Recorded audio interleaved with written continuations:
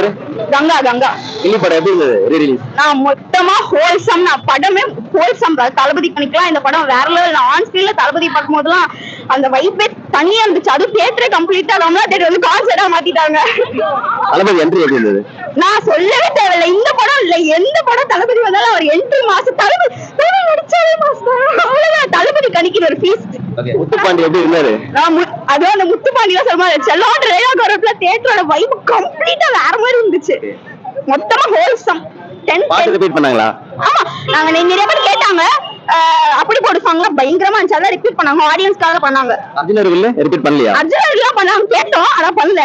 விட்டாங்க மொத்த படத்தை கேட்டுப்போம். மொத்த படத்தை பண்ற மாதிரி இருக்கும். ரெண்டு சாங் தான் ரிப்பீட் பண்ணாங்க.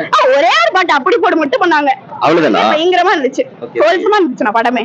தளபதி கபடி விளையாட வருவார் இல்லையா? அவர் என்ட்ரி எப்படி இருந்தது? ஆக்சுவலி முன்னாடி எல்லாம் நாங்க வந்து என்னோட இது நான் 2004 நான் பார்த்ததே இல்ல தியேட்டர்ல.